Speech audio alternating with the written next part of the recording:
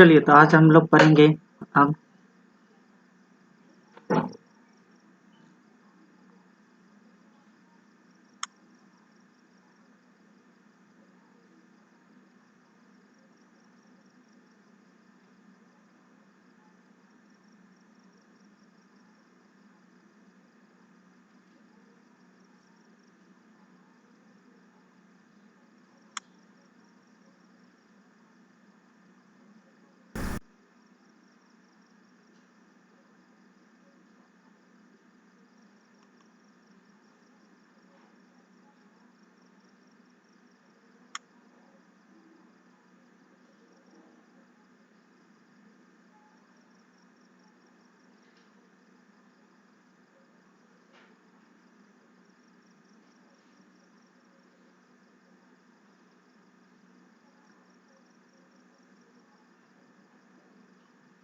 चलिए तो अब हम लोग आगे पढ़ते हैं।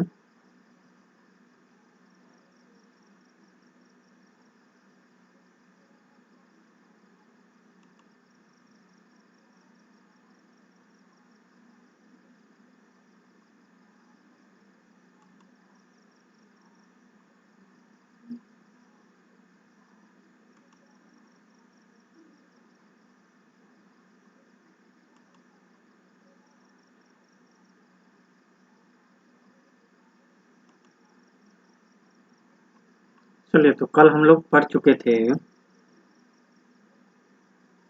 कहाँ तक पढ़े थे लोग? कमेंट कीजिए कहाँ तक पढ़े थे हम लोग कहाँ तक पढ़े थे।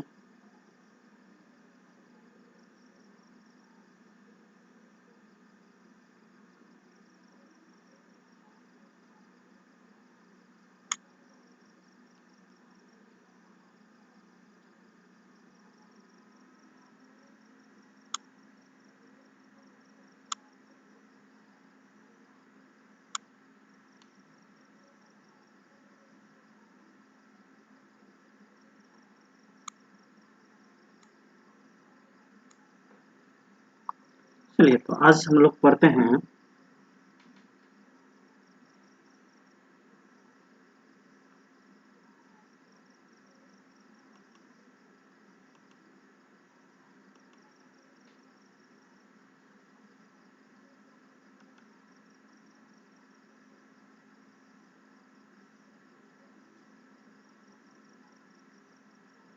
सब साउंड और सब आ रहा है ना अच्छा से। चलिए अब हम लोग स्टार्ट करते हैं। कमेंट कर दीजिए कि सब चीज़ सही है सर।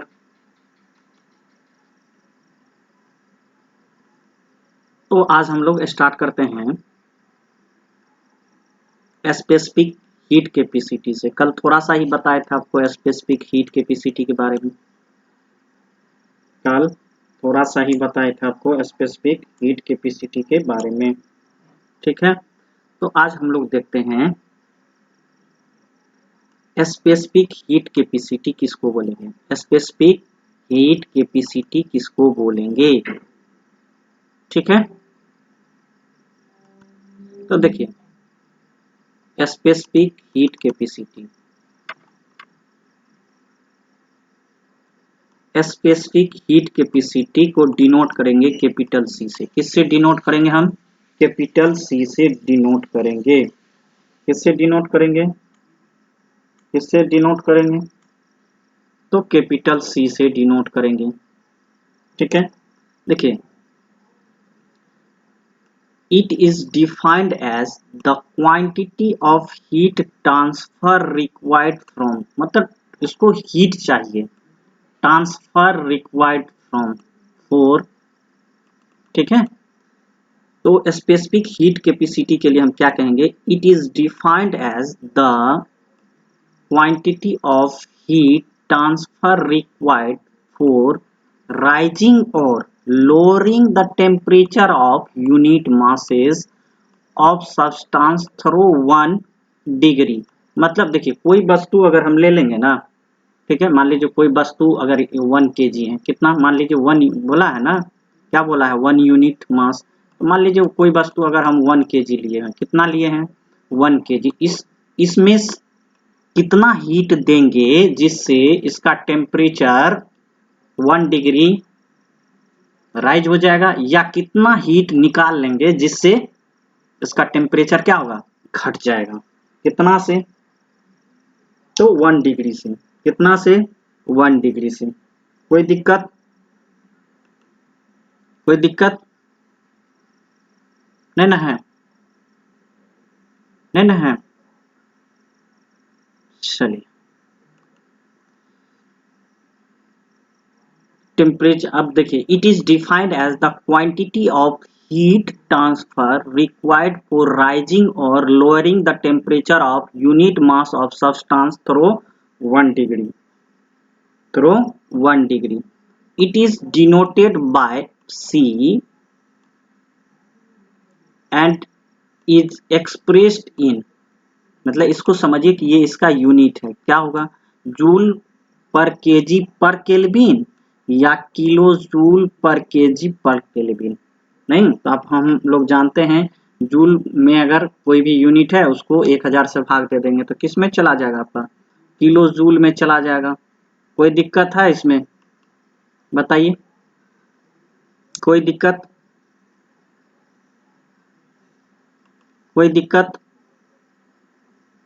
नहीं ना है, कोई दिक्कत नहीं ना है। चलिए अब आगे देखते हैं हम लोग। अब क्या होगा कि स्पेसिफिक, अब हमको क्या कह दिया है कि specific heat capacity at constant volume, eight constant volume. Volume क्या है, कांस्टेंट है, क्या है, वॉल्यूम कांस्टेंट है। तो हम कहेंगे specific heat capacity, specific heat capacity at constant volume.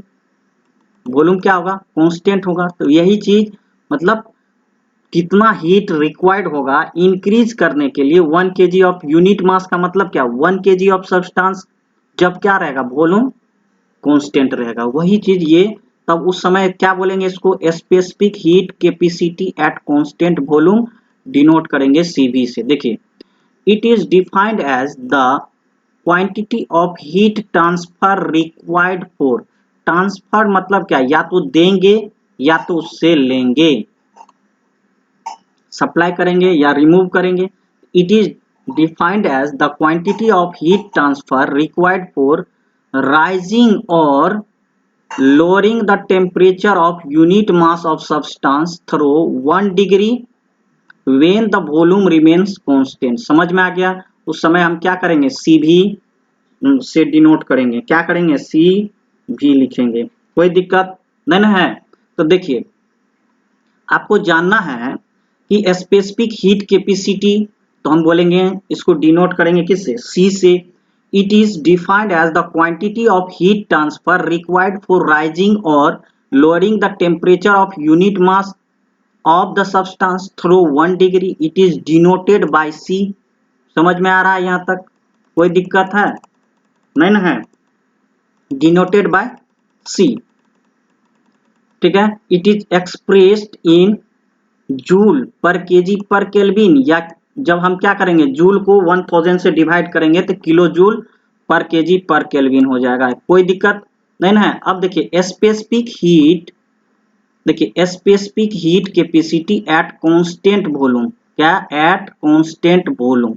Specific heat capacity at constant volume, कुछ नहीं समझना है इसमें, यही समझना है कि जितना हीट रिक्वायर्ड होगा या तो रिमूव करेंगे या तो ऐड करेंगे, और 1 kg सब्सटेंस का टेम्परेचर कितना से चेंज होना चाहिए, 1 डिग्री C से बढ़ना चाहिए या तो 1 डिग्री C से घटना चाहिए। कब, जब वॉल्यूम रिमेन्स कांस्टेंट। समझ में आ रहा है। तो वही चीज यहाँ बताएगा। देखिए specific heat capacity at constant volume, क्या, specific heat capacity at constant volume. It is defined as the quantity of heat transfer required for rising or lowering the temperature of unit mass of substance through 1 degree when the volume remains constant। ठीक है, मतलब इतना heat का या तो required होगा या तो रिमूव करेंगे या तो ऐड करेंगे, जिससे 1 kg सब्सटेंस का टेम्परेचर 1 डिग्री से वेरीज कर जाए। ठीक है, जब उसका वॉल्यूम क्या करेंगे, कांस्टेंट करेंगे, तो हम क्या लिखेंगे उसको, सी भी लिखेंगे, कोई दिक्कत नहीं ना है। तो देखिए when the gas is heated or cooled by constant volume process, जब वॉल्यूम क्या हो जाएगा, कांस्टेंट रहेगा, constant process, the heat transfer Q equal to mCV, याद रखना है। अभी हम लोग समझेंगे कि क्या होगा, mCV T2 माइनस T1। अब देखिए यहाँ आपको किलो जूल में देखे दिए हुए हैं, तो याद रखना है कि जब हम सीवी का आगे मान लेंगे वो आपका किलो जूल में रहेगा, तो इसीलिए यूनिट को हम किस में रखे हैं, किलो जूल में। समझ में आ गया, समझ में आ गया, कोई दिक्कत नहीं ना है, नहीं ना है। चलिए अगर कोई दिक्कत है तो आप कमेंट कर सकते हैं, कोई दिक्कत है तो। चलिए अब देखिए, अब हमको जानना है specific heat capacity, specific heat capacity, specific heat capacity of constant pressure. मतलब अब क्या करेंगे, प्रेशर को क्या करेंगे, कांस्टेंट कर लेंगे। क्या करेंगे, प्रेशर को कांस्टेंट कर लेंगे। प्रेशर को क्या कर लेना है, हमको कांस्टेंट कर लेना है। तो देखिए it is defined as the quantity of heat transfer required to rise or lower the temperature of unit mass of substance through 1 degree when the pressure is kept constant। मतलब क्या करना है, प्रेशर को कांस्टेंट कर देना है। क्या कर देना है, प्रेशर को कांस्टेंट कर देना है, कोई दिक्कत नहीं ना है। तो हम कह सकते हैं specific heat capacity at constant pressure, इसको हम डिनोट करेंगे किससे, Cp से। It is defined as the quantity of heat transfer required to raise और lower the temperature of unit mass of substance through 1 degree when the pressure kept constant. Pressure को जब हम constant कर देंगे, उस समय जितना हमको हीट रिक्वायर्ड होगा उस सब्सटेंस, मतलब 1 केजी सब्सटेंस को, यूनिट सब्सटेंस को, उसके टेम्परेचर को बढ़ाने के लिए, वह उसका क्या कहलाएगा, specific heat capacity at constant pressure. देखिए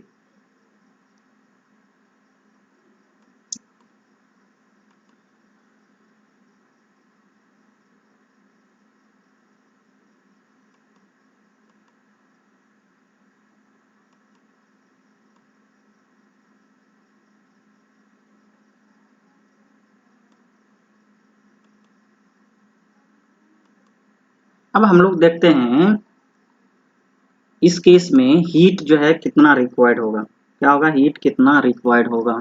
तो देखिए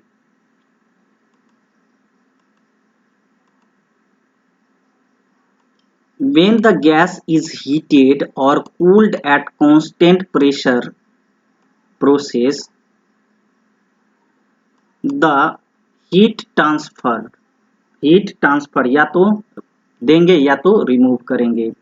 Q is equal to mCp dt होता है, मतलब final temperature minus initial temperature. और ये आपका, क्योंकि देखिए यहाँ किलो जूल इसलिए लिखते हैं कि जो Cp और Cv का मान, क्या Cp और Cv का जो मान होता है वो आपको दिया हुआ रहता है किसमें, किलो जूल पर केजी पर केल्विन, किसमें, किलो जूल पर केजी पर केल्विन के टर्म में दिया हुआ रहता है, इसीलिए यहाँ किलो जूल लिखते हैं। अगर किसी तरह का दिक्कत है तो आप कमेंट कर सकते हैं।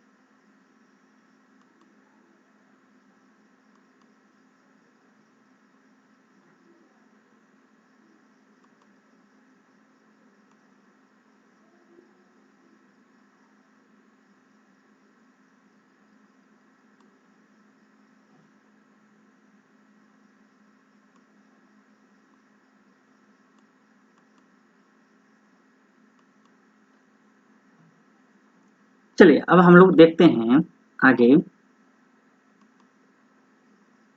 नोट करके याद रखना है, नोट कर लीजिए आप लोग भी, क्योंकि हम धीरे धीरे आप लोग को समझा रहे हैं। अगर एक बार थर्मोडायनामिक्स आप समझ लिए तो फिर दिक्कत नहीं होगा, क्योंकि ये सब दिन यूज होने वाला है। फिजिक्स केमिस्ट्री में भी थर्मोडायनामिक्स यूज होता है, और आपका पॉलिटेक्निक और में भी क्या होता है, बहुत ज़्यादा यूज होता है। तो देखिए अब हम लोग सीपी और सीवी के बारे में पीछे देख लिए नहीं। Minimum heat required to increase the 1 unit of any substance through 1 degree C is called specific heat. अब उसको प्रेशर कांस्टेंट रहेगा तो सीपी बोलेंगे, अगर वॉल्यूम कांस्टेंट रहेगा तो सीवी बोलेंगे। देखिए solid and liquid have only one specific heat capacity। Solid और लिक्विड के पास क्या होता है, only one specific heat capacity होता है। Solid and liquid have only one specific heat capacity, ये हमेशा याद रखना होगा।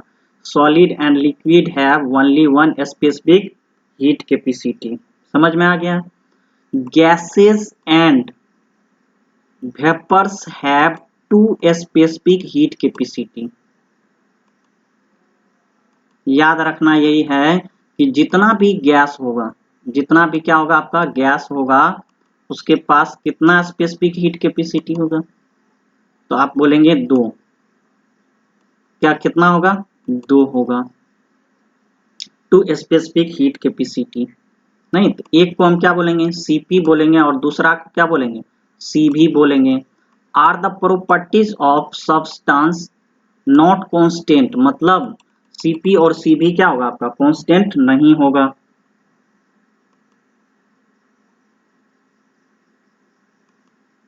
ठीक है, CP and CV are the properties of substance not constant, they vary with pressure and temperature. मतलब क्या हो जाएगा आपका, सीपी और सीवी क्या हो जाएगा आपका, वेरीज करते रहेगा। देखिए for any gas C P is always greater then CV. पहले याद रखना है यही कि सीपी ऑलवेज ग्रेटर देन होगा किसका, सीवी का।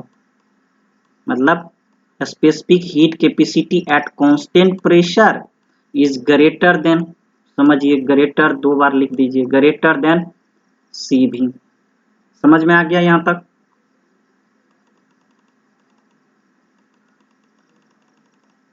तो for any gas C P is always greater than क्या, C V. The ratio of two specific heat remains constant and it is denoted by gamma. Gamma का सिंबल है, इसको हम क्या करेंगे, रेशियो लगा देंगे सीपी बाय सीवी, तो उसको डिनोट करना है किससे, बताइए किससे डिनोट कीजिएगा, तो आप बोलेंगे गामा से डिनोट करेंगे। किससे, गामा से डिनोट करेंगे। ठीक है, अब सो गामा इजकल टू, आपको याद रखना है gamma is equal to CP by CV. अब देखिए एयर के लिए हमेशा जो हम आपको बता रहे हैं वो हमेशा याद रखना है। सीपी जो है फॉर एयर जो होगा 1.005, कितना लिख लीजिए, 1.005 किलो जूल पर केजी पर केल्विन।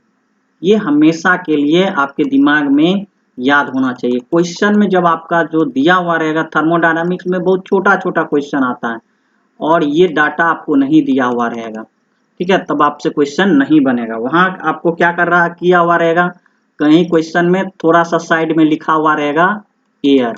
ठीक है, तो याद रखना है कि सीपी फॉर एयर जो होगा वो 1.005 किलो जूल पर केजी पर केल्विन दिया हुआ रहेगा।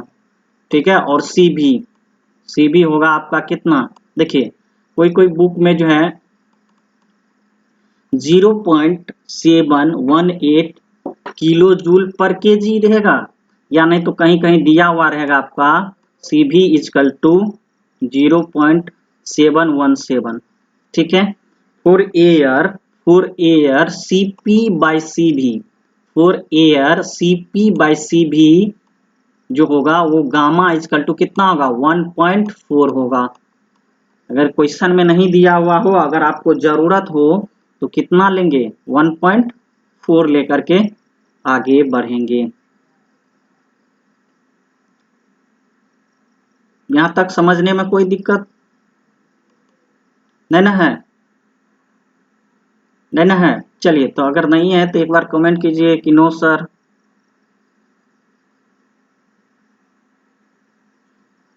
ठीक है, चलिए अब आगे हम लोग देखते हैं। अब देखिए टाइप ऑफ थर्मोडायनामिक्स, क्या लिखा हुआ है? टाइप ऑफ थर्मोडायनामिक्स मतलब थर्मोडायनामिक्स कितने प्रकार के होंगे, यही ना? तो देखिए thermodynamically the behavior of any matter can be studied in two different point of view. Thermodynamically the behavior of any matter मतलब किसी मेटर का जो गुण होगा, बिहेवियर होगा, उसको हम स्टडी करेंगे in two different point of view. मतलब पहला एक में हम लोग स्टैटिकल थर्मोडायनामिक्स और इसको हम बोलेंगे माइक्रोस्कोपिक अप्रोच। नोट कर लीजिए, जितना भी बता रहे हैं आपको ध्यान में रखना होगा, क्योंकि हम धीरे धीरे आपको पढ़ा रहे हैं, धीरे धीरे समझा रहे हैं, आपको अच्छा समझ में आ जाएगा। देखिए स्टैटिकल थर्मोडायनामिक्स और स्टैटिकल थर्मोडायनामिक्स को ही हम लोग क्या कहेंगे? माइक्रोस्कोपिक अप्रोच, ठीक है। दूसरा हुआ क्लासिकल थर्मोडायनामिक्स और मैक्रोस्कोपिक अप्रोच। कितना? Macroscopic approach.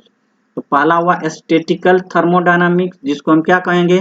माइक्रोस्कोपिक अप्रोच कहेंगे। दूसरा क्या हो गया? क्लासिकल थर्मोडायनामिक्स जिसको हम क्या बोलेंगे? मैक्रोस्कोपिक अप्रोच बोलेंगे। क्या बोलेंगे? मैक्रोस्कोपिक अप्रोच बोलेंगे। अब देखिए, अब हम पहला पार्ट्स में आते हैं, स्टैटिकल थर्मोडायनामिक्स और माइक्रोस्कोपिक अप्रोच। क्या? स्टैटिकल थर्मोडायनामिक्स और माइक्रोस्कोपिक अप्रोच, ठीक है। for microscopic point of view a matter consists of myriad of molecules। आपको यहां समझना होगा, जब हम लोग क्या पढ़ेंगे, स्टैटिकल थर्मोडायनामिक्स पढ़ेंगे या माइक्रोस्कोपिक अप्रोच पढ़ेंगे, उस समय हम क्या सोचेंगे? For microscopic point of view a matter consists of myriads of molecules, ठीक है। मोलिकुल्स क्या होगा? बहुत सा समूह में रहेगा। In this approach the properties of matter such as, property जी है, प्रेशर, वेलोसिटी, पोजीशन, ये सब क्या है? प्रॉपर्टीज है। And energy of the individual molecules at a given instant मतलब किसी क्षणिक पे, इंस्टेंट माना क्षणिक पे, और at a particular time are studied मतलब किसी पार्टिकल टाइम पे हम क्या करेंगे? स्टडीज करेंगे, ठीक है, स्टडीड करेंगे। This approach is known as statistical thermodynamics. कोई दिक्कत है? देखिए कोई दिक्कत है? नहीं ना है? देखिए स्टैटिकल थर्मोडायनामिक्स और माइक्रोस्कोपिक अप्रोच में हम क्या करेंगे? From microscopic point of view, a matter consists of myriads of molecules। मतलब समझना है कि इस केस में आपका मोलिकुल्स का संख्या क्या होगा? बहुत ज्यादा होगा। In this approach, the properties of matter, याद रखना है, the properties of matter such as pressure, velocity, position and energy of individual molecules मतलब बहुत सा मोलिक्यूल रहेगा, उसमें से एक के बारे में हमको पढ़ना है। Individual molecules at a given instant or at a particular time are studied. This approach is known as statistical thermodynamics. तो हम क्या बोलेंगे? Statistical thermodynamics बोलेंगे। कोई दिक्कत? कोई दिक्कत है? कोई दिक्कत?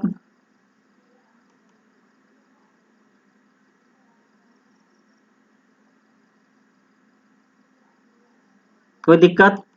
नहीं ना है? देखिए, for example, to investigate the statistical machineries, क्या करना है? अवलोकन करना है। क्या करना है? For example,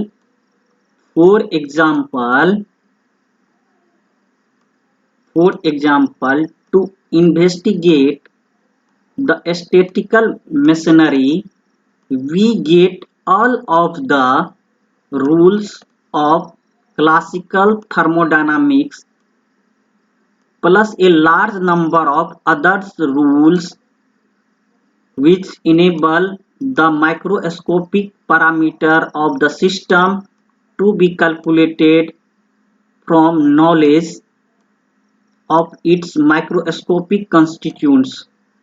ठीक है? This analysis is extremely powerful. The only drawback is more complexity. मतलब आप समझना है आपको कि माइक्रोस्कोपिक अप्रोच क्या है, कि बहुत ज्यादा क्या है, कम्प्लेक्स है। In analyzing the parameters at molecular level, आप समझ सकते हैं कि जो माइक्रोस्कोपिक अप्रोच है ये मोलिकुलर लेवल पे होगा।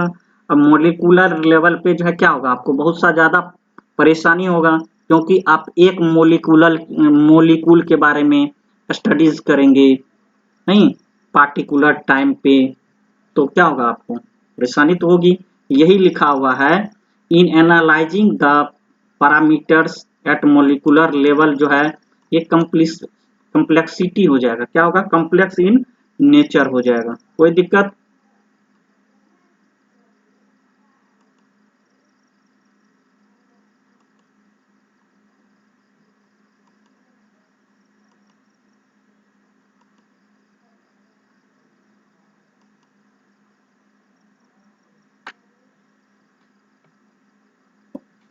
अब आते हैं क्लासिकल थर्मोडायनामिक्स और macroscopic approach.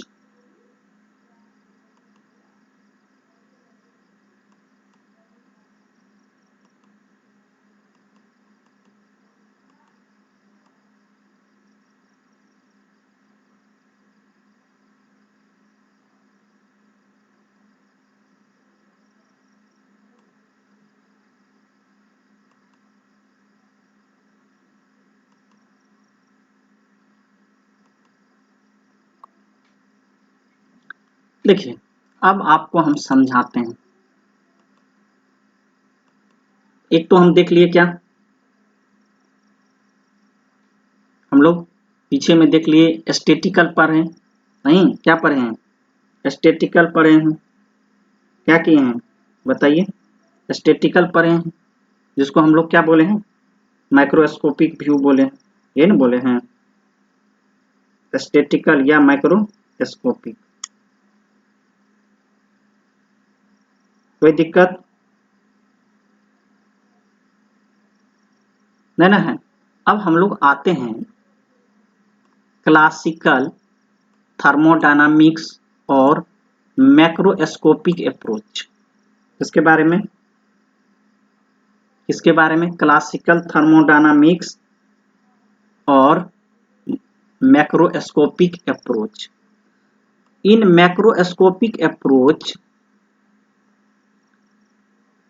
instead of studying parameter at molecular level, the behavior of total system is term of properties such as pressure, volume, temperature, etc. are study. देखिए पीछे वाला में हम लोग क्या किए थे, मोलिकुलर लेवल पे तो स्टडीज किए थे, लेकिन मोलिकुलर के एट इंस्टेंट पे स्टडीज किए थे। लेकिन इस केस में हमको क्या करना है, उस सिस्टम का जो है ना प्रॉपर्टीज के बारे में स्टडीज करना है। देखिए in microscopic approach instead of studying parameter at molecular level, नहीं, the behavior of total system in terms of properties such as pressure, volume, temperature, etc. are studies. These properties at every instant can easily be measured। क्योंकि हम क्या कर रहे हैं, ये हम पढ़ेंगे इस केस में जो हम अप्रोच लगा रहे हैं प्रॉपर्टीज के बारे में पढ़ेंगे। तो कौन कौन सा प्रॉपर्टीज के बारे में पढ़ेंगे, प्रेशर, वॉल्यूम, टेम्परेचर, समझ में आ गया, आर स्टडीज माइक्रोस्कोपिक अप्रोच में। It is also called macroscopic approach और classical approach. It is also known as classical thermodynamics. क्या हो जाएगा, इसको हम क्या बोलेंगे, क्लासिकल थर्मोडायनामिक्स बोलेंगे, कोई दिक्कत। देखिए अब आते हैं क्लासिकल थर्मोडायनामिक्स के बारे में हम लोग स्टडीज कर लेते हैं। देखिए for example let us consider a system containing mixture of air and petrol vapour in cylinder of IC engine. मान लेते हैं कि कोई सिस्टम ले लेते हैं जिसके अंदर क्या क्या है, मिक्सचर ऑफ एयर है and petrol vapour in the cylinder of IC engine. IC मतलब इंटरनल कंबशन इंजन, ठीक है। देखिए the properties such as pressure, temperature and volume are measured for each position of the piston in the cylinder. इस case में हम लोग क्या किए, इन the properties such as pressure, temperature, volume are measured for each position of the piston in the cylinder। अब हम क्या किए थे, वहां मोलिक्यूल का स्टडी कर रहे थे पीछे वाला में माइक्रोस्कोपिक में, लेकिन यहाँ हम मैक्रोस्कोपिक पढ़ेंगे, प्रॉपर्टीज माप करेंगे। The properties such as pressure, temperature and volume are measured for each position of the piston in the cylinder. इस केस में क्या करेंगे, पिस्टन का जो मूवमेंट होगा उसके अंदर हम प्रत्येक स्टेज पे क्या करेंगे, हम उसका प्रेशर नापेंगे, टेम्परेचर नापेंगे, वॉल्यूम का काउंटिंग करेंगे। द स्टेट और condition of the system that is mixture of air and petrol vapour can be determined by means of above mention properties. हम लोग क्या करेंगे, ऊपर में हम जो भी प्रॉपर्टीज है उसके आधार से इसको हम काउंट कर लेंगे। देखिए these properties are called as macroscopic properties, so these properties describe the system condition in microscopic point of view। अब देखिए माइक्रोस्कोपिक पॉइंट के लिए हम लोग क्या क्या कर सकते हैं,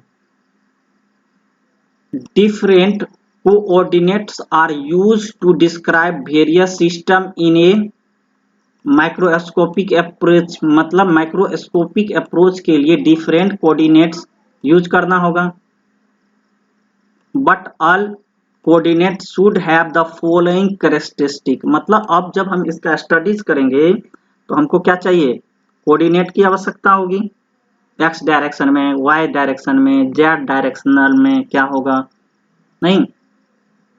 देखिए no need of special assumption for describing the matter in microscopic coordinates। मतलब इसमें हम क्या करना होगा, इस जब हम माइक्रोस्कोपिक अप्रोच पढ़ेंगे नहीं उस समय हमको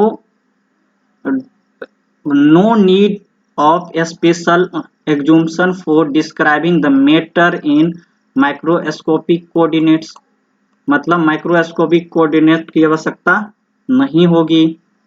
there are easily measurable quantities होना चाहिए।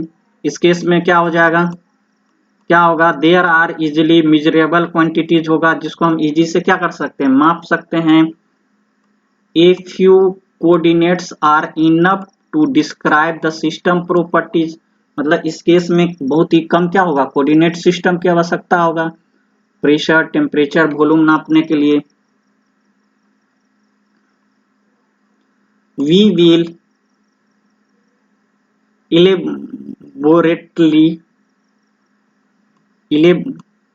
elaborately discussed only the classical approach in this unit, मतलब इस केस में हम लोग जो हम पढ़ेंगे उस क्या करेंगे, क्लासिकल अप्रोच के बारे में ही यहाँ बात किए हैं।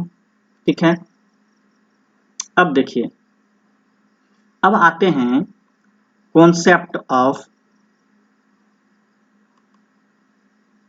अब आते हैं हम लोग क्या पढ़ने के लिए, कॉन्सेप्ट ऑफ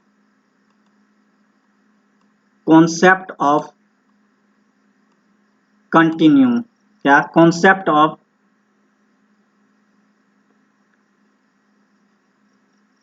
देखिए कॉन्सेप्ट ऑफ कंटिन्यूम, एक कंटिन्यूअस, अब कंटिन्यूम क्या होता है, अब उसका कॉन्सेप्ट हमको देखना है। तो देखिए कॉन्सेप्ट ऑफ कंटिन्यूम, एक continuous homogeneous medium is called as continuum. क्या कहा, कंटिन्यूम। ठीक है, एक continuous homogeneous medium is called as, क्या कहेंगे, क्या कहेंगे, कंटिन्यूम कहेंगे। एक continuous homogeneous medium is called as continuum.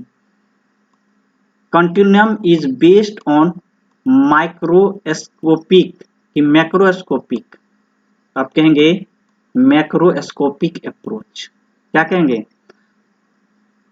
A continuous homogeneous medium is called as continuum. कोई पूछेगा कंटिन्यूम का से आप क्या समझते हैं, तो आप बोलेंगे एक continuous homogeneous medium is called as continuum.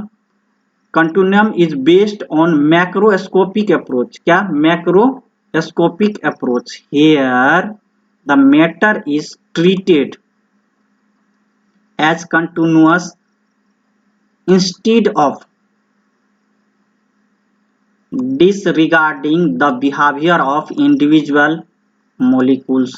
यहाँ समझना यही है कि यहाँ जो जितना भी here matter is treated as continuous, समझ में आ गया। अब देखिए इसको अच्छा से समझाने के लिए हम क्या करते हैं, कुछ फिगर को लेकर के डिस्क्राइब करते हैं। देखिए for example let us consider the mass. Mass के लिए हम क्या लिए हैं, स्मॉल मास के लिए डीएम। क्या किए हैं, स्मॉल मास के लिए क्या लिए हैं, डीएम लिए हैं। क्या लिए हैं,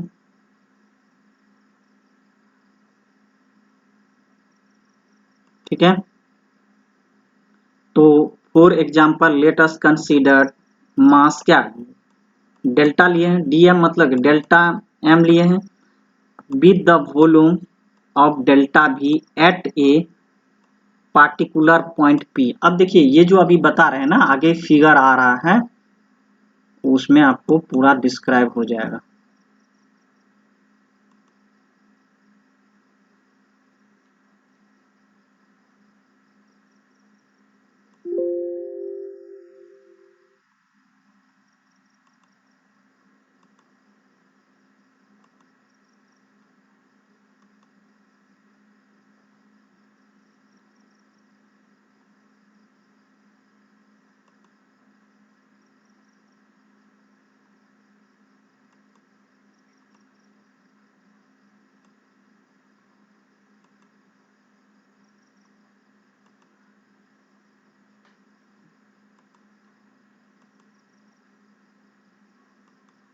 चलिए अब देखते हैं, the density of system is, अब जानते हैं डेंसिटी बराबर मास बाय वॉल्यूम होता है। यहाँ हम क्या लिए हैं, डेल्टा एम बटा डेल्टा भी।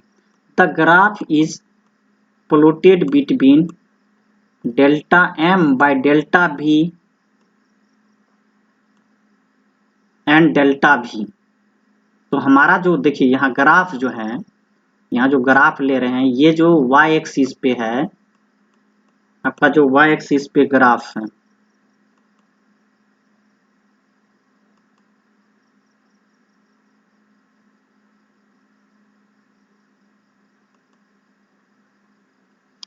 तो आपका जो y एक्सिस पे ग्राफ है तो वो क्या है आपका delta m by delta v versus क्या डेल्टा v।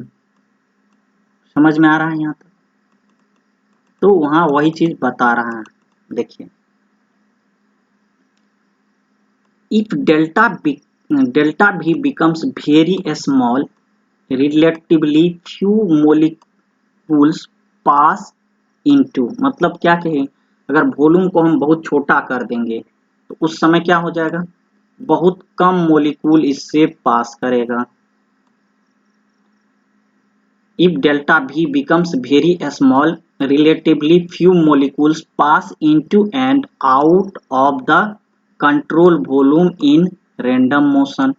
मतलब अगर वॉल्यूम कम कर देंगे तो उससे कम मात्रा में क्या होगा, पार्टिकल्स जाएगा और निकलेगा, ठीक है। Therefore the average density varies with time। क्या होगा उस केस में, क्या होगा, जितना मोलिक्यूल जाएगा तो वो धीरे धीरे क्या होगा, वेरीज करेगा। तो therefore the average density varies with time। It is very difficult to determine the definite value of delta m by delta v when the smallest volume delta v1 is continuous। The density rho of the system at any particular point is defined as। Delta ले लेंगे, नहीं तो इस case में properties ले रहे हैं। Delta देखिए delta v tends to delta v1, नहीं तो इस केस में क्या होगा, टेंस टू ले लिए हैं। तो इस पॉइंट पे देखिए ये जो delta m by delta v ले रहे हैं, देखिए ये जो हमारा आपका x एक्सिस है उस पर क्या है आपका डेल्टा v है ना, क्या है आपका डेल्टा v है। तो इस केस में आप क्या कीजिएगा, इस केस में आप क्या कीजिएगा,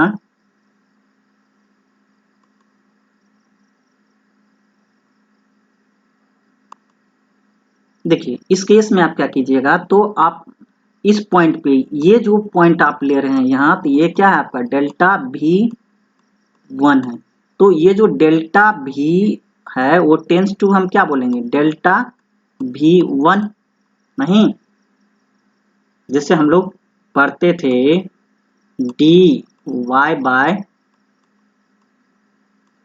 मतलब delta y by delta x और delta x tends to 0, it is called dy by dx। नहीं कर समझते थे हम लोग, पीछे से पढ़ते आए हैं, तो ये डिफरेंशिएशन है। तो यहाँ यही चीज आप समझिए क्या हो रहा है कि y एक्सिस पे क्या है आपका delta m by delta v है, और आप समझना यही है कि delta v tends to delta v1 है, जीरो नहीं होकर के डेल्टा v1 है। तो इस पॉइंट पे आ गया मेरा।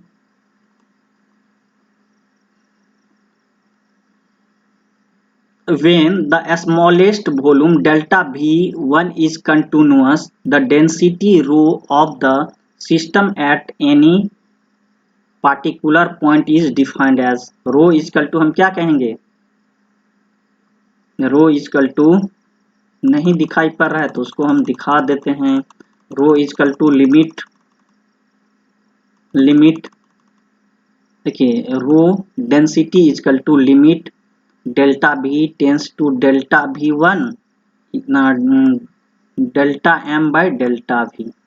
कोई दिक्कत है ना है?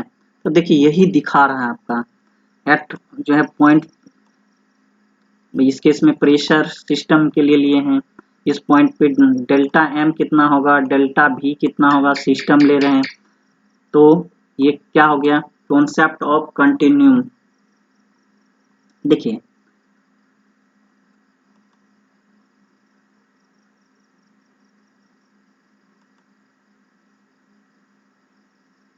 at the same time the fluid velocity at p is instantaneous। अब समझिए यहाँ नहीं दिया हुआ तो ये आपका कौन सा पॉइंट है, आपका p पॉइंट है, ठीक है, p पॉइंट है।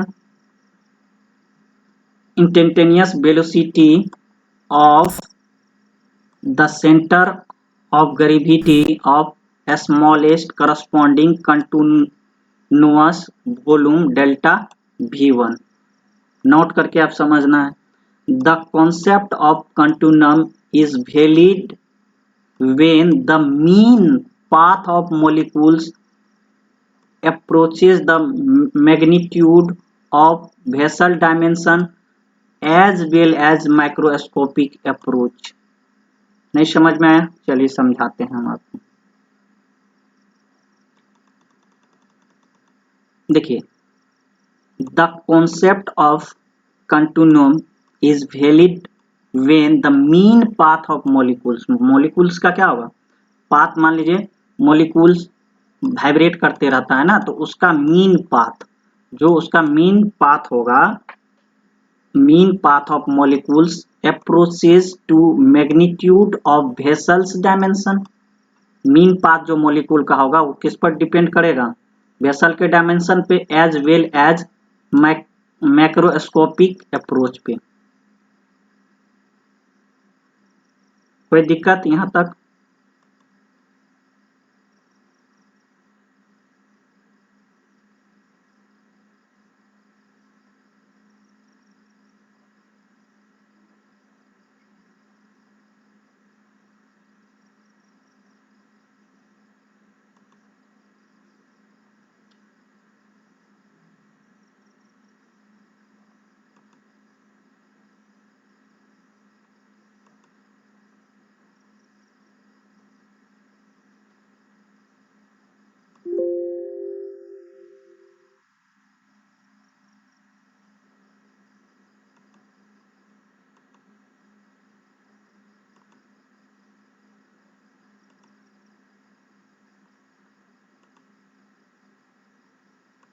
चलिए अब हम लोग देख लेते हैं थोड़ा सा।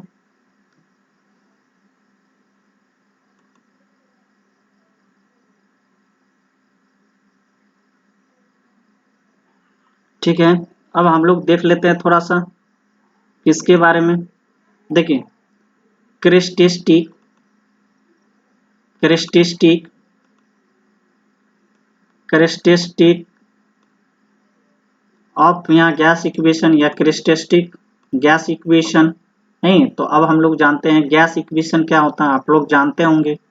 देखिए हम लोग जानते हैं कि पी भी, देखिए यहाँ डायरेक्ट लिख दिए हैं, पी भी बराबर आप पढ़ेंगे पी भी बराबर एन आर टी, यही ना, ये ना। अब देखिए ये पी पी भी बाय टी, ठीक है। अब देखिए कोई भी सिस्टम लेंगे उसमें एन और आर मोल और गैस कांस्टेंट, क्या होगा, गैस कांस्टेंट, दोनों क्या होता है, कांस्टेंट होगा, नहीं होगा। किसी सिस्टम में अगर हम गैस भर देंगे तो उसका क्या हो जाएगा, एक ही गैस रहेगा तो क्या होगा, आर का वैल्यू क्या होगा, कांस्टेंट होगा। So general gas equation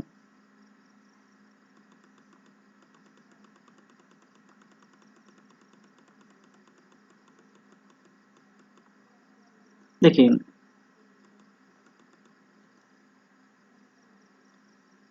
characteristic gas equation, तो कहेंगे general gas equation for ideal gas P V is equal to N R T होता है, ठीक है। तो P और V ले लिए और एन आर को क्या कर दिए, कांस्टेंट कर दिए। हियर देखिए where P is equal to pressure, pressure आपको याद रखना है न्यूटन पर मीटर स्क्वायर होता है, ठीक है। प्रेशर क्या होता है? न्यूटन पर मीटर स्क्वायर होता है। वॉल्यूम किस में होता है? मीटर क्यूब में होता है। टेम्परेचर याद रखना है, यहाँ जो है केल्विन के टर्म में होता है। ठीक है, अगर सभी यूनिट डिग्री सी में हो तो आप क्या करेंगे? इसको डिग्री सी में ही रखेंगे।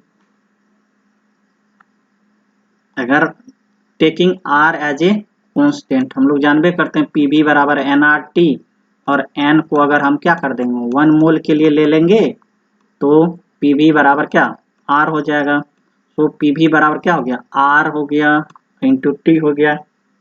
अब देखिए, अगर हम मास के टर्म में ले लेंगे, नहीं मोल के टर्म में लेंगे तो एन ले लेंगे, वी कंसीडर मास ले लेंगे, देन इक्वेशन बिकम्स पीवी बराबर एम आर टी।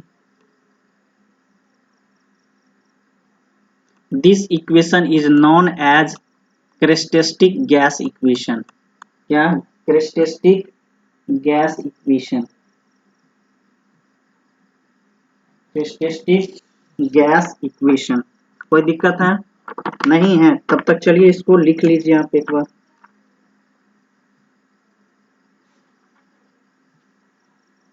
नोट कर लीजिए आप लोग।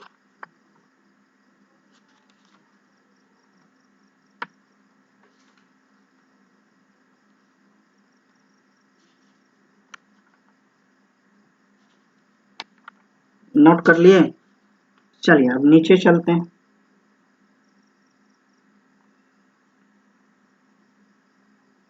देखिए, अब थर्मोडायनामिक सिस्टम के बारे में पढ़ना। थर्मोडायनामिक्स सिस्टम के बारे में पढ़ना।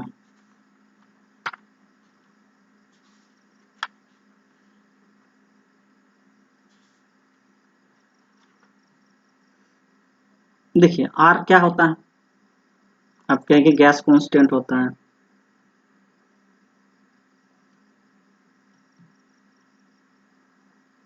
अब हम लोग आते हैं थर्मोडायनामिक सिस्टम के बारे में पढ़ते हैं। थर्मोडायनामिक सिस्टम, सिस्टम क्या होता है? पहले तो थर्मोडायनामिक सिस्टम में जानने से पहले हमको क्या जानना होगा? सिस्टम क्या होता है?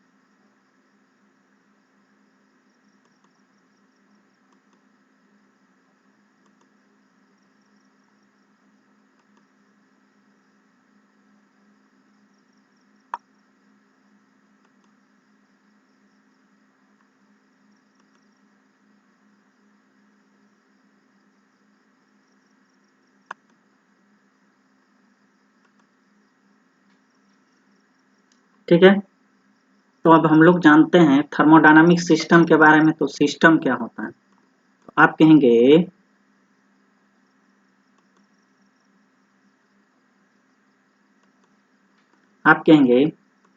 a thermodynamic system is defined as a definite space or area on which the study of energy transfer and energy conversion is made। क्या बोला? समझ में आया? नहीं समझ में आया तो आपको बताते हैं। A thermodynamic system is defined as, मतलब थर्मोडायनामिक सिस्टम को डिफाइन कर सकते हैं ए डिफिनिट स्पेस, ये क्या है? फिक्स स्पेस है और एरिया है, on which study of energy transfer और एनर्जी कन्वर्सन इज मेड, मतलब ऐसा जगह जहां हम क्या कर सकते हैं? स्टडीज कर सकते हैं एनर्जी ट्रांसफर का और एनर्जी कन्वर्सन का। मतलब एक सिस्टम से मतलब एनर्जी का ट्रांसफर हम क्या कर सकते हैं? वन सिस्टम से क्या कर सकते हैं, अदर सिस्टम में बदल सकते हैं,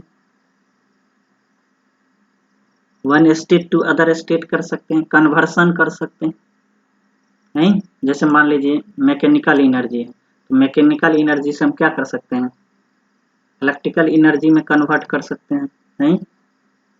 तो उस केस में हमको किस इंस्ट्रूमेंट की आवश्यकता होगी, आप बोलेंगे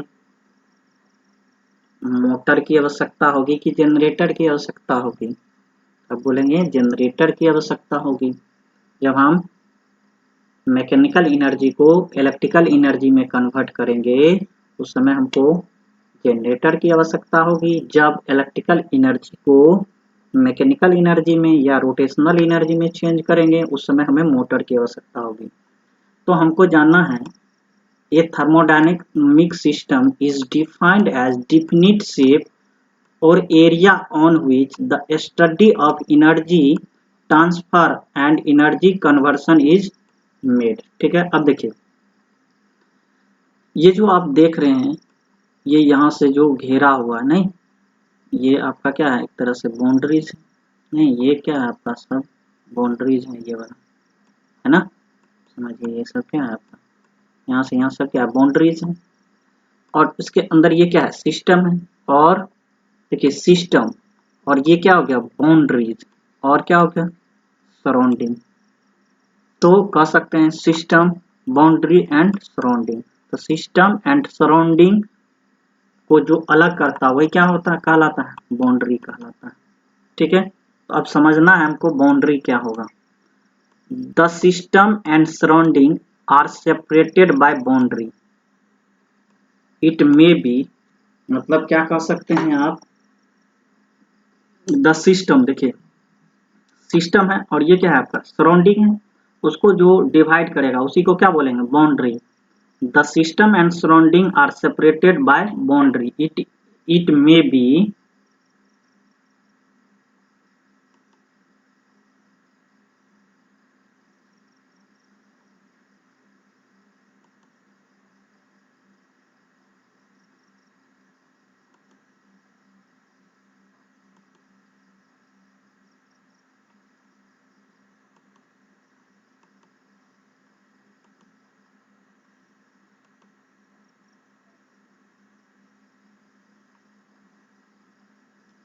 इट मे बी क्या होगा फिक्स होगा मूवेबल होगा। तो बाउंड्री क्या हो सकता है फिक्स, फिक्स्ड और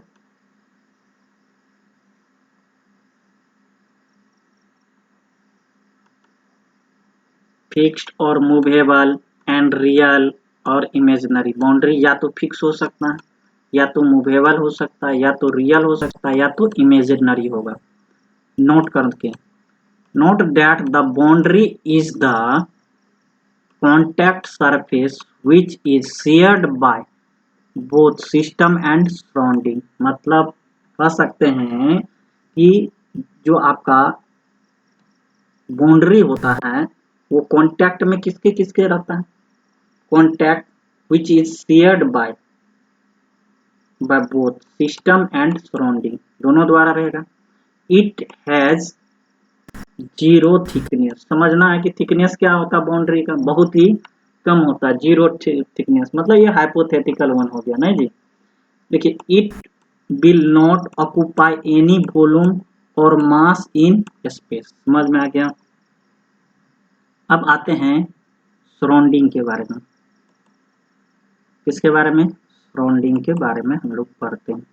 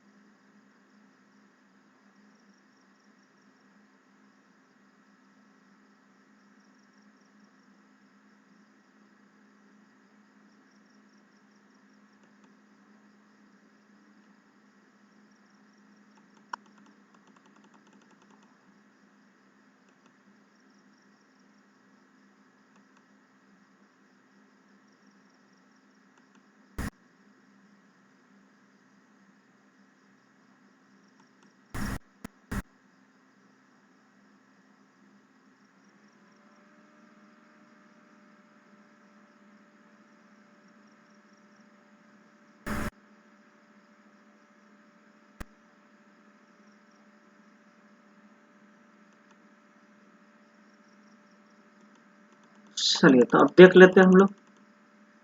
आपका बाउंड्री के बारे में हम पढ़ा रहे थे। देखिए बाउंड्री क्या होगा, फिक्स होगा या मूवेबल होगा, एंड रियल होगा और इमेजिनरी होगा। बाउंड्री क्या हो सकता है, फिक्स हो सकता है, मूवेबल हो सकता है, रियल हो सकता है और इमेजिनरी हो सकता है।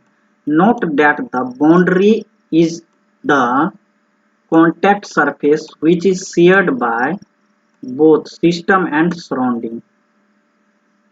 System and surrounding, system and surrounding क्या कहेंगे, बाउंड्री बाउंड्री जो होगा आपका क्या होगा, फिक्स्ड हो सकता है, मूवेबल हो सकता है, रियल हो सकता है, इमेजिनरी हो सकता है। Note that the boundary is the contact surface which is shared by both system and surrounding। मतलब ये सिस्टम से भी, सिस्टम और सराउंडिंग दोनों से मिल करके बनता है, ठीक है। इट हैज जीरो थिकनेस, मतलब इसका जो थिकनेस होगा वो क्या होगा, जीरो होगा। It will not occupy any volume और मास इन स्पेस। याद रखना है कि बाउंड्री के पास ना तो वॉल्यूम होगा ना तो मास होगा, ठीक है। अब एक चीज बचा है, क्या चीज बचा, सराउंडिंग्स नहीं, anything outside the system which affect the behavior of the system is known as surroundings or the environment। और द environment समझ में आ गया। सराउंडिंग नहीं, surrounding anything outside the system, anything outside the system which affect the behavior of the system is known as surroundings। नहीं, जो क्या करेगा, क्या करेगा, सिस्टम के बिहेवियर को इफेक्ट करेगा, उसको हम क्या बोलेंगे, सराउंडिंग और एनवायरनमेंट। हम लोग पीछे वाला फिगर में देखे थे कि नहीं, देखिए यहाँ तो हम समझा देते हैं आपको।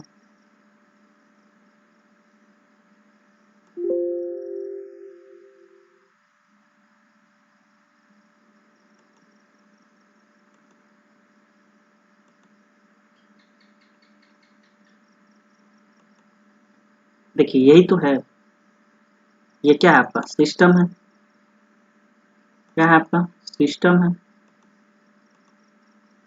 ये जो आपको हम बताए थे ये क्या है आपका, ये जो आप देख रहे हैं बाउंड्री वाइज, ये देखिए ये इसके अंदर जो है, नहीं क्या है इसके अंदर जो है, देखिए ये जो आपका ये वाला जो पार्ट है, नहीं जितना भी ये वाला पार्ट है देख रहे हैं ना, ये वाला जो भी पार्ट्स देख रहे हैं, ये टू लाइन वाला जो पार्ट्स है सब, ये क्या कहलाया आपका, बाउंड्री कहलाया। नहीं, अब बाउंड्री, सिस्टम और सराउंडिंग, सराउंडिंग को क्या बोलते हैं, एनवायरनमेंट, सराउंडिंग को क्या बोलते हैं, एनवायरनमेंट भी बोलते हैं, ठीक है। सिस्टम, तो आप क्या कहेंगे, ये जो आपका बाउंड्री है और ये क्या है आपका सराउंडिंग है और ये क्या है सिस्टम है, उसको जो अलग करता है उसी को क्या बोलते हैं, बाउंड्री बोलते हैं। गांव घर में भी बोलते हैं होंगे या मार्केट में भी बोलते हैं कि बाउंड्री खिंचवाएं, मतलब दो पार्ट्स को अलग करते हैं। नहीं, तो एक क्या हो गया आपका सिस्टम हो गया और सराउंडिंग हो गया, और उसको जो अलग करता है, ये एक तरह से रियल भी हो सकता है, इमेजिनरी भी हो सकता है। और आपको मालूम होना चाहिए बाउंड्री के पास क्या होगा, ना तो वॉल्यूम होगा ना तो मास होगा। समझ में आ गया, ठीक है। तो ये समझ में आ गया ना।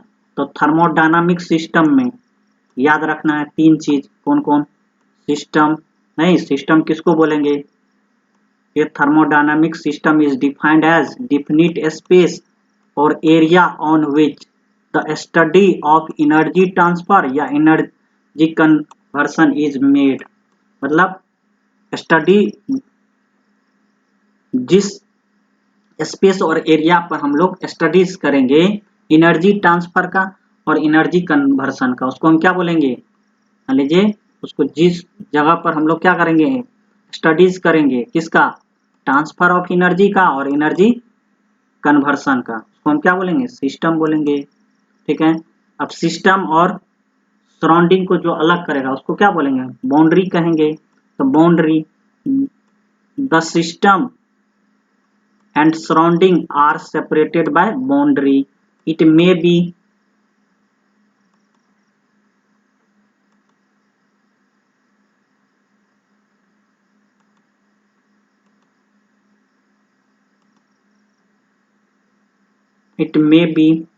क्या होगा बताइए, अभी आपको बताए हैं। इट मे बी फिक्स्ड और मूवेबल, फिक्स्ड और मूवेबल एंड रियल और imaginary. Note that the boundary is the contact surface which shared by both system and surrounding. मतलब बाउंड्री जो बनेगा वो जो है आपका उसमें दोनों का पार्ट्स रहेगा, सिस्टम का भी और सराउंडिंग, दोनों मिल के बनाता नहीं। इट हैज जीरो थिकनेस, मतलब थिकनेस क्या होगा, मतलब समझिए ना, एक हाइपोथेटिकल पार्ट्स हो गया, नहीं एक लाइन हो गया hypothetical. It will no occupy any volume. अब आपसे कोई पूछ देगा बताइए बाउंड्री के पास वॉल्यूम होगा और मास होगा, आपके दिमाग में होगा वो गांव, जिस तरह गांव घर में या मार्केट में बाउंड्री होता है वहां तो वॉल्यूम और मास दोनों होगा। आप कहेंगे हाँ दोनों होगा, लेकिन ये याद रखना है जब थर्मोडायनामिक्स पढ़ेंगे तो ये क्या होगा आपका हाइपोथेटिकल वन होगा, क्योंकि थिकनेस क्या होगा इसका जीरो हो जाएगा, इसके पास वॉल्यूम और मास दोनों क्या होगा, नहीं होगा। ठीक है, अब सराउंडिंग्स देखिए, surroundings anything outside the system which affect the behavior of the system is known as surroundings। जो सिस्टम के बिहेवियर को इफेक्ट करेगा, anything outside the system which affect the behavior of the system is known as surroundings और environment। समझ में आ गया, समझ में आ गया ना। तो चलिए आज के लिए बस इतना ही। आप अपना और आप अपने माता पिता के स्वास्थ्य का ख्याल रखें। धन्यवाद। मेरे वीडियो को लाइक करें, सब्सक्राइब करें और अपने दोस्तों को भी फॉरवर्ड करें। Thank you for watching this video. Bye bye. Take care.